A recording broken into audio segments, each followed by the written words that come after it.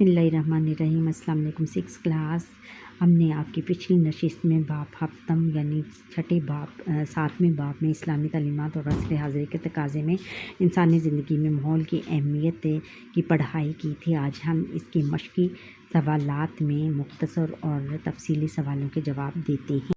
ہم بچوں سبق شروع کرنے سے پہلے جن بچوں نے مجھے سبسکرائب نہیں کیا، سبسکرائب کریں، لائک کریں، شیئر کریں اور کمنٹ سیکشن میں کمنٹ کریں میرا پورا لیسن دیکھنے کے بعد۔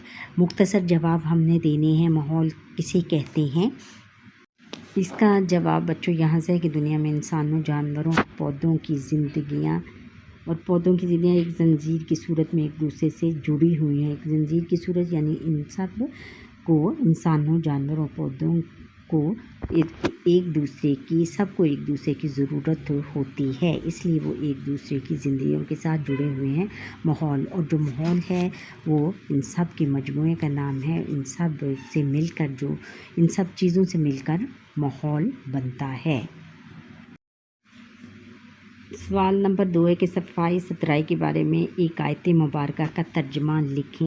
اس کا جواب بچوں یہاں کہ اللہ تعالیٰ نے قرآن پاک میں صاف رہنے والے لوگوں کی تعریف فرمائی ہے اور انہیں اپنا محبوب قرار دیا۔ ارشاد باری تعالیٰ ہے ترجمہ، اور اللہ خوب پاک رہنے والوں کو پسند فرماتا ہے، یعنی اللہ تعالیٰ ان سے محبت کرتا ہے اور ان کو بہت اچھا سمجھتا ہے۔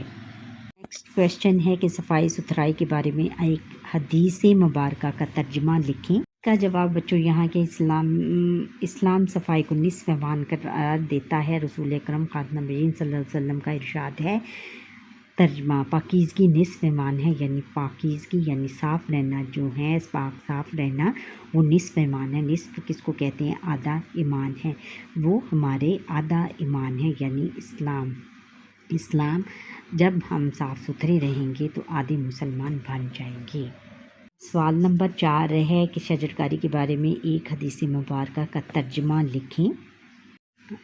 شجرکاری کے بارے میں بیٹا اس کا جواب یہاں سے: ایک درخت اور پودے ماحول کو آلودگی سے بچاتے ہیں۔ یہی وجہ ہے کہ رسول اللہ خاتم النبیین صلی اللہ علیہ وسلم نے درخت لگانے کو صدقہ جاریہ قرار دیا ہے۔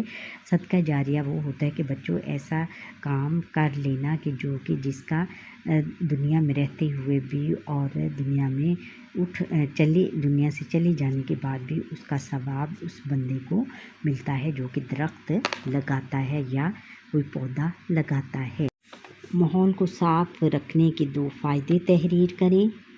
جواب بچوں یہاں سے ہے کہ ماحول کو صاف ستھرا رکھنا ہمارا مذہبی فریضہ ہے، یعنی ہمارے مذہب کا فریضہ ہے، مذہب اسلام کا فریضہ ہے کہ اس میں فرض قرار دیا گیا ہے۔ ماحول کی صفائی ہمیں بہت سی بیماریوں سے بچاتی ہے۔ اگر ہم اپنے ماحول کو صاف ستھرا رکھیں گے تو ہم صحت مند رہیں گے اور ہمیں کوئی بیماری نہیں لگے گی۔ اگر ماحول صاف ستھرا ہو تو انسان کا مزاج اور رویہ بھی خوشگوار رہتا ہے، یعنی اس میں چڑچڑاپن نہیں پیدا۔ اب بچوں ہم نے تفصیلی سوالوں کے جواب دینے ہیں۔ تفصیلی جواب دیں۔ ماحول کو آلودگی سے بچانے کی فضیلت اسلامی تعلیمات کی روشنی میں تحریر۔ کا جواب بچوں یہ شروع سے لے کر یہ آخر تک ہے۔ دنیا میں انسانوں، جانوروں اور پودوں کی زندگیاں ایک زنجیر کی صورت میں ایک دوسرے سے جڑی ہوئی ہیں۔ ماحول ان سب کے مجموعے کا نام ہے، جسے صاف رکھنا نہایت ضروری ہے۔ ماحول کا گندا، آلودہ اور خراب ہونا ماحول کی آلودگی کہلاتا ہے، یعنی ماحول اگر گندا ہوگا، آلودہ اور خراب ہوگا تو اس کو ہم کیا کہیں گے؟ ماحول کی آلودگی، یعنی ماحول کی گندگی۔ ماحول کو آلودگی سے بچانے کی فضیلت اللہ تعالیٰ نے قرآن مجید میں پاک صاف رہنے والے لوگوں کی تعریف فرمائی ہے اور انہیں اپنا محبوب قرار دیا ہے۔ ارشاد باری تعالیٰ ہے ترجمہ: اور اللہ کو پاک رہنے والوں کو پسند فرماتا ہے اور اسلام صفائی کو نصف ایمان قرار دیتا ہے۔ رسول اکرم خاتم النبیین صلی اللہ علیہ وسلم کا ارشاد ہے ترجمہ: پاکیزگی نصف ایمان ہے۔ اسلام میں صفائی ستھرائی کی اہمیت کا اندازہ اس بات سے لگایا جا سکتا ہے کہ اسلام کی سب سے اہم عبادت نماز ہے اور اس عبادت کو ادا کرنے کے لیے جسم، لباس اور جگہ کا پاک ہونا لازمی ہے۔ ماحول اور معاشرے کے صاف ستھرے ماحول اور معاشرے کو صاف ستھرا رکھنے کی ابتدا گھر سے ہوتی ہے۔ گھروں کی صفائی کے بارے میں نبی کریم خاتم النبیین صلی اللہ علیہ وسلم نے فرمایا، ترجمہ: اپنے صحنوں کو صاف رکھو، یعنی اپنے گھروں کو صاف رکھو۔ آلودہ اور تکلیف دہ ماحول سے بچنے کی اہمیت کا اندازہ اس بات سے ہوتا ہے کہ رسول اللہ خاتم النبیین صلی اللہ علیہ وسلم نے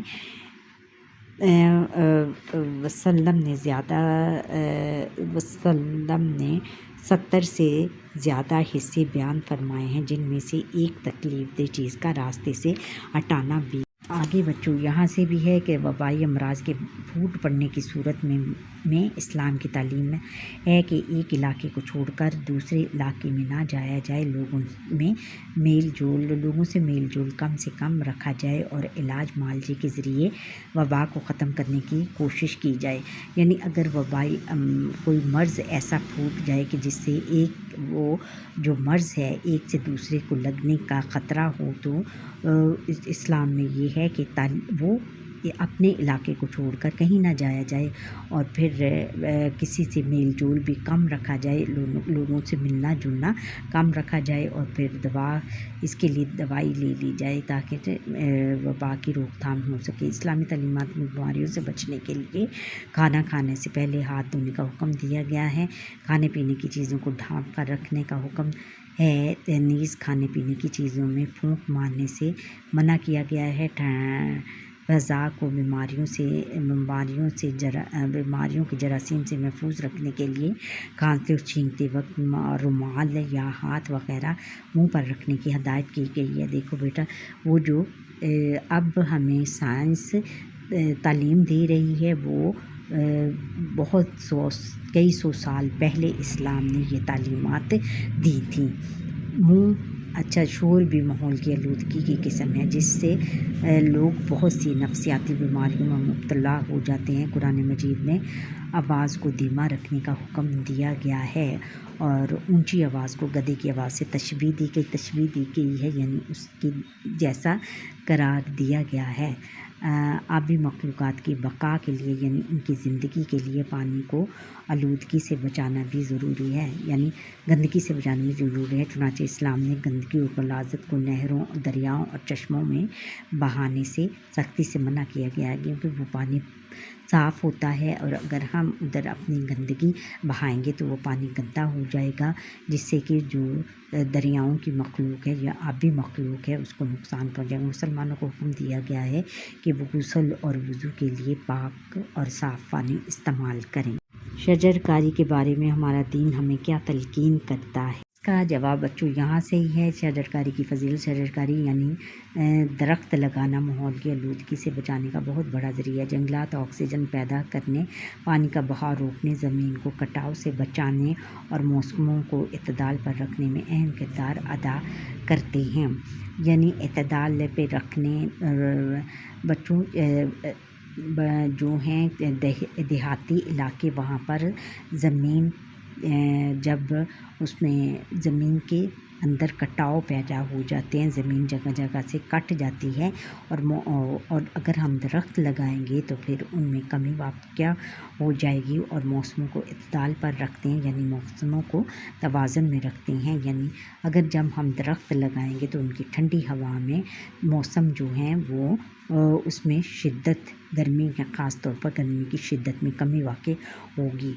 درخت اور پودے ماحول کو آلودگی سے بچاتے ہیں۔ یہی وجہ ہے کہ رسول اللہ خاتم النبیین صلی اللہ علیہ وسلم نے درخت لگانے کو صدقہ جاریہ قرار دیا۔ آپ خاتم النبیین صلی اللہ علیہ وسلم نے شجر کاری میں خود حصہ لیا اور صحابہ کرام رضی اللہ تعالیٰ عنہم کے ساتھ مل کر کھجوروں کے پودے لگائے۔ جنگ کے موقع پر مسلمانوں کو ہدایت دی جاتی تھی کہ وہ دشمنوں کے درختوں، پودوں اور فصلوں کو ہرگز نقصان نہ پہنچائیں۔ حضرت انس بن مالک رضی اللہ تعالیٰ عنہ سے روایت ہے کہ رسول اللہ خاتم النبیین صلی اللہ علیہ وسلم نے ارشاد فرمایا کہ جب کوئی مسلمان درخت لگاتا ہے یا کھیتی باڑی کرتا ہے، پھر اس سے انسان یا جانور فائدہ اٹھاتے ہیں، تو اس شخص کو صدقے کا ثواب ملتا ہے، یعنی جتنا اس کو اس طرح ثواب ملتا ہے جیسے کہ وہ صدقہ دیتا ہے۔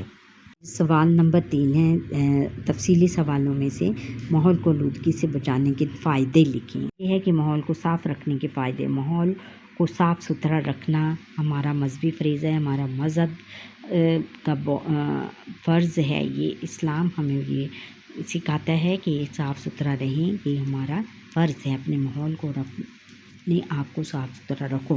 ماحول کی صفائی ہمیں بہت سی بیماریوں سے بچاتی ہے۔ اگر ماحول صاف ستھرا ہو تو انسان کا مزاج اور رویہ بھی خوشگوار رہتا ہے۔ ماحول کی گندگی لوگوں کے لیے تکلیف اور اذیت کا باعث بنتی ہے۔ آلودہ جگہ انسانوں، جانوروں اور پرندوں کے لیے قابل نہیں رہتی۔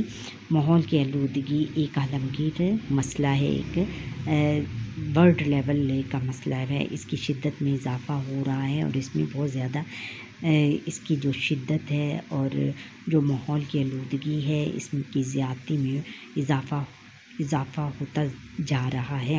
آلودہ ہوا، جراثیم زدہ پانی، گندگی کے ڈھیر، بے ہنگم آوازوں کا شور اور پھر ہے کہ ملاوٹ شدہ خوراک نے انسان کی صحت تباہ کر دی ہے۔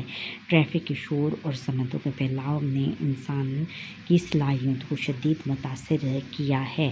آلودگی نے انسانوں، جانوروں اور پودوں کو بری طرح متاثر کیا ہے، بری طرح اس کی متاثر کیا ہے، یعنی اثر بری طرح اس سے انہوں نے اثر قبول کیا ہے۔ تعلیمات نبوی خاتم النبیین صلی اللہ علیہ وسلم کے مطابق سچا مسلمان وہ ہے جس کے ہاتھ اور زبان سے دوسرے مسلمان محفوظ رہیں۔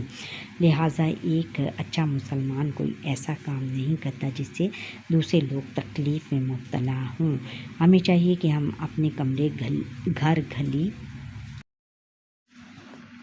محلے، اسکول اور ماحول کو صاف ستھرا رکھیں۔ کوڑا کرکٹ وغیرہ کو اس کی مقررہ جگہ پر ڈالیں، یعنی گورنمنٹ نے جو بھی کوڑا ڈالنے کے لیے کوڑے دان رکھیں ان کو کوڑے کو ان میں ڈالیں جا کے۔ مناسب آواز میں بات کریں اور بات نہ زیادہ اونچی اور نہ زیادہ آہستہ کریں بلکہ مناسب کریں، یعنی متوازن آواز کا جو پچ ہے ہمیں نہ زیادہ آہستہ اور نہ زیادہ تیز رکھنی چاہیے۔ درختوں، پودوں اور پھولوں کی حفاظت کریں، ان کی حفاظت کریں۔ اسی صورت میں ہم اچھے شہری اور اچھے مسلمان بن سکتے ہیں۔ اچھا بچوں، یہاں پر ہی ہمارے آج کے لیسن کا وقت ختم ہوا۔ امید ہے کہ آپ کو میرا یہ لیسن پسند آیا ہوگا۔ آپ مجھے لائک، شیئر کریں اور بیل آئیکن پر کلک کریں اور کمنٹ ضرور کریں میرا پورا لیسن دیکھنے کے بعد۔ اللہ حافظ۔